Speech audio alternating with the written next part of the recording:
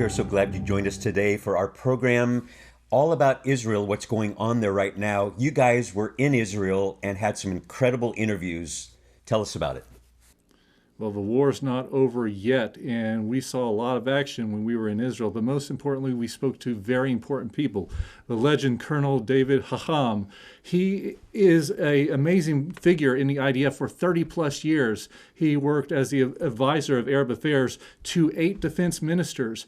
He worked in the Gaza Strip. He's known to know every square inch of the Gaza Strip, every alleyway, every city street. This guy is an expert. He had so much information. His pictures alone were cool enough. He showed us pictures for the last 30 years of every major dignitary that came and had something to do with Israel. He was there in the background of these negotiations. But right now, he's going to tell us about the origins of Hamas and what their plan is for Israel, because they're not done yet.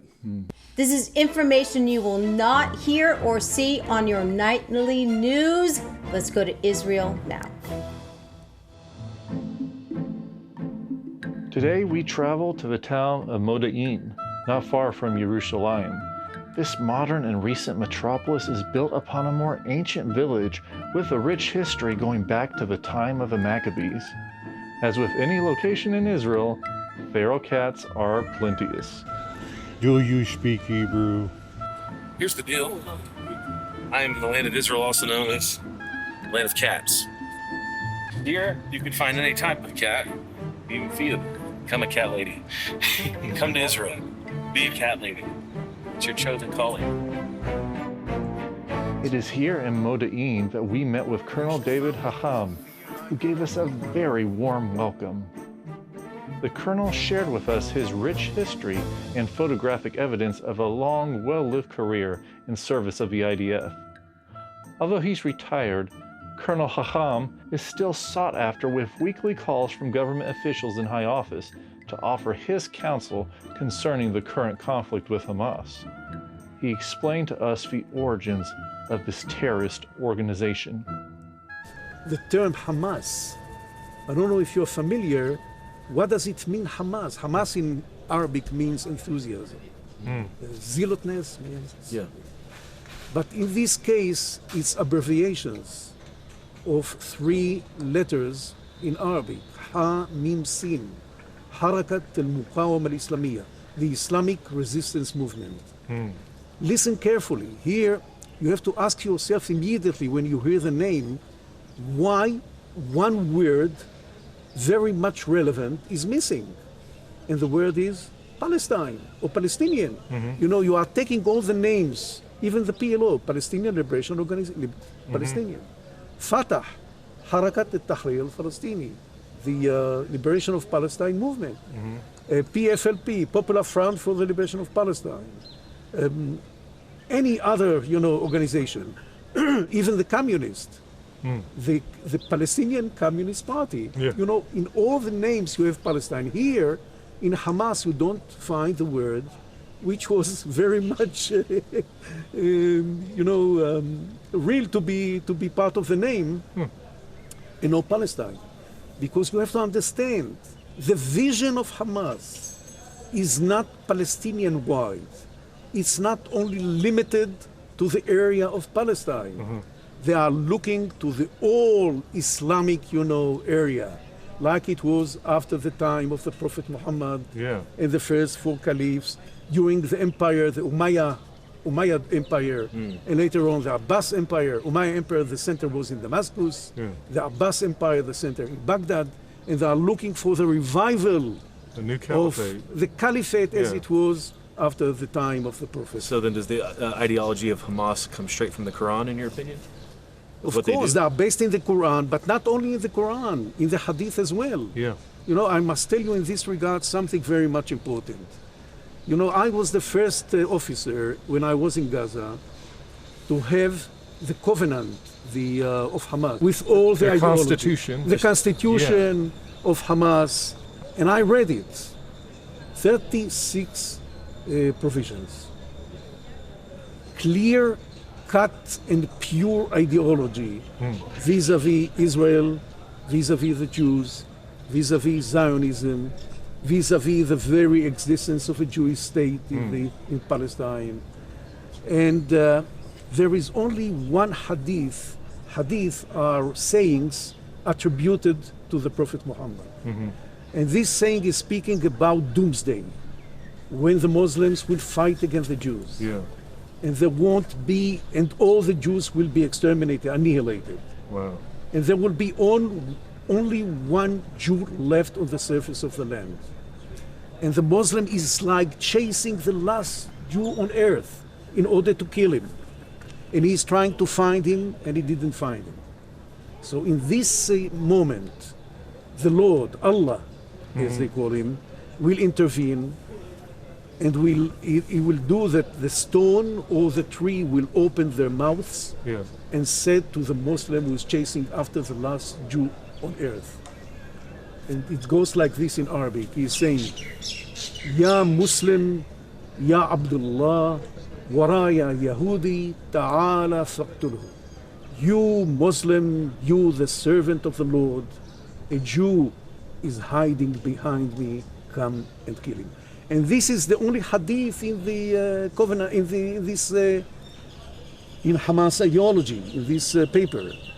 And it gives you, this is like the gist, but all the provisions are speaking about annihilation of the Jews. Yeah. No place for Jewish state here. This is their end goal. And they are speaking publicly, overtly, they are saying, we have to establish a Palestinian Islamic state on the ruins of the state of Israel, the Jewish state, within, boundaries, known boundaries, from the sea to the river. This is now the slogan that from the river to the people in America are using, and that they don't know what they are speaking about. Yeah. The sea to the river, Mediterranean Sea to the Jordan River. Yeah. That is to say, on the ruins, of the state of Israel, after killing all the Jews. And this is only the first phase in the ideology of Hamas. And later on, as I've told you, revival of the Islamic Caliphate as it was after the time of the Prophet. Now, afterwards, I was 1 year in the National Defense College of the Army. And during the period of time, by the way, it's very much important, when I was in Gaza, I was like an advisor for Yitzhak Rabin. Yeah. He was that period of time the Minister of Defense, and I used to meet him oftenly when he came to Gaza to hear reports about what's going on. And he called me many times to his office in Tel Aviv in order to update him about the situation in Gaza. And it was very much a very important period of time for me. I was in all the meetings took place between Israeli prime ministers and Yasser Arafat. Yeah. In all the meetings. Wow. I was at that from 1994 until 2000. I was in all the meetings, including the two meetings that took place between Ehud Barak, the Israeli Prime Minister and Minister of Defense that period of time, before he went to Camp David, to the meeting with Arafat, under the auspices of the American President, Bill Clinton. Yeah. You remember this? Yes. In the year 2000. I was, I remember even in the last meeting before Barak went to America, 2000, we met him in the entrance, in the military base in the entrance to the Gaza Strip. I was with Barak, I was his advisor, and we went inside the meeting, and Arafat came, and I was sitting beside Barak, and Sai Barikat, the late Sai Barikat, he was the head of the negotiations team in the Palestinian side, in the PLO. He said, if David is here, I want to be here. I was very much brave to do like this to Barak, not to agree. And he said, only David will be here. Wow. And of course, I translated the conversation, the discussion between them.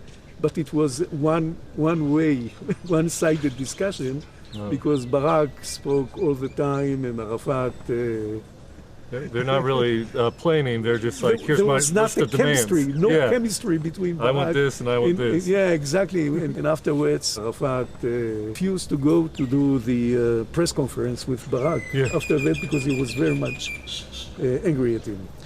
And I only recently was asked in a television interview in Israel about my experience with the late Arafat.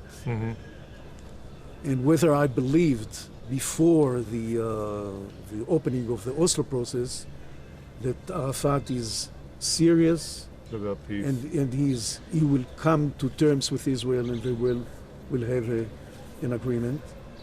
And I said that in accordance with my information and my knowledge of Arafat, I don't think that he's the guy that Israel can sign a peace treaty with him. But I said at the same time that Israel must give it a chance. And we have to take this chance and to see whether there is a possibility. But after Rabin was assassinated, November 1995, I understood that there is no chance to come to any agreement with Yasser Arafat. But Because, is there a chance now, though, with a two-state solution where people are saying the same thing? No, listen. Today I think this is something in the sky, two-state solution. After what happened the October 7th, in the area adjacent, close to the Gaza Strip, and the massacre took place, the barbaric, inhuman massacre in which more than 1,200 people were killed, slaughtered, raped, women were raped, etc., etc. You know all the story. Yes. I think today to speak about two-state solution is an illusion. This is what the American administration are trying today to push. And this is something I cannot understand. After all what happened, they are still speaking about two-state solution now. And this is why I think that Netanyahu is very much just in rejecting the American proposals, the American ideas. You have to understand, there are Palestinian Authority in the West Bank, in Judea and Samaria. The Palestinian Authority headed by Abu Mazen, Mahmoud Abbas, is 88 years old. I mean, we can speak about it openly. This is the end, maybe the end of Abu Mazen, Mahmoud Abbas as the head, the leader of the Palestinian Authority. The Palestinian Authority is very weak, is very corrupt, is inefficient. I mean, to say that the Palestinian Authority is going to deliver the goods for Israel in the Gaza Strip, this is something. It's not a dream. It's an illusion. It's something that Israel is totally rejecting, and I think that Netanyahu is doing the right thing in rejecting this offer. I'll tell you more than that. Yeah. They are speaking about Gaza after the war in terms that there will be a foreign force, a foreign element that will take responsibility over Gaza in order to keep silence, to keep security, to preserve, to defend Gaza out of any, not to do any provocations or any aggression outside against Israel. This is again an illusion because you cannot get security by a third party. Security you can get by your own army, by your own military, but yourself, only yourself. And this is why I think that after the war, Israel has to have a security control over Gaza. And at the same time, I'm not speaking about other forces coming to Gaza. And when I'm speaking about the civilians in Gaza, I have the experience, of 8 years in Gaza. And I know if there will be a military government in Gaza, an efficient military government, the military government can, through its influence, its control of the area, to have like local elements which will take responsibility for the civilian life, for the civil life, for the civilians, for the Palestinians inside Gaza. And this is going to work. Today, the IDF made a very great, operation in the northern part of Gaza. And, the infrastructure of Hamas, the military, terrorist infrastructure of Hamas in the north was destroyed. Was destroyed completely, almost completely. But now, the control over this area is not efficient by the IDF. And I think that Israel has to, the military, the IDF, has to declare a military government in the northern part of Gaza in order to control the area. and to finish with Hamas in the area. So they just left it. They came in and They left it. They up kept it like as a hollow, how do you say, as a vacuum. Yeah. And, Hamas is entering inside coming again. back. They are coming back. Wow. And this is a disastrous scene. So many vitally important takeaways from that part of the interview. And one that sticks with me is that the two-state solution is an illusion. Wow. Palestinians don't want two states. They want the whole thing, don't they? That's right. From the river to the sea. I mean, it's a terrible chant and mantra, but everything that Colonel David Hacham told us was literally fulfilled in the coming days. He was warning about Gaza filling up, the Hamas filling up Gaza to the north because the IDF had to withdraw in the middle of negotiations. And literally 2 days later, they started firing off rockets from the north of Gaza and hitting places, cities that we just left the day before. And God protected us every step of the way. When we're on these trips, we understand the intensity of the importance of being there now. God calls us for such a time as this, and we have a message to give out. Caleb literally and I are working 20-plus hours days, filming all day long, editing at night, updating on social media. We're so grateful for our men and women out there who also repost and follow. Brian S., we see you always reposting for us. We love you guys for doing this. Continue to support us. Continue to get online, to watch these messages and interviews, and to send them to your friends so that this ministry can continue to have an important impact. This interview is so good. We're going to go back to more of the interview in Israel. Let's go there now. Everywhere you go in Israel, the war of Hamas, more specifically the hostages held captive in Gaza, is still fresh on everyone's mind. Banners and signage cover the country to remind the Jewish people to pray and never forget. We have something in common. We, the Jews, we believe in the same, I would say, I call it Jewish Christian heritage. Yes. This is like the basis of our common beliefs. Mm-hmm. We believe in the Lord. Yes. And this is something which is very much common. We share the same, ideology, Yes. the same beliefs, the beliefs on one Almighty God, the belief on equality, and this is something common between us, and it's very much important to understand this and to share this with the people in America. But speaking about the main issue here, Palestine, when we are speaking from the river to the sea, it's not only the biblical borders of the Promised Land. This is the Promised Land. This is the land of our forefathers. This is the land in which there was a Jewish independence. 2 times, this is the 3rd time of Jewish independence in the Promised Land. In biblical times, you remember what happened here? You remember the exile 586 BC to Babylon, and the coming back, and all, the song about all the rivers of Babylon. Yeah. Don McLean, I think, is the singer. Yeah.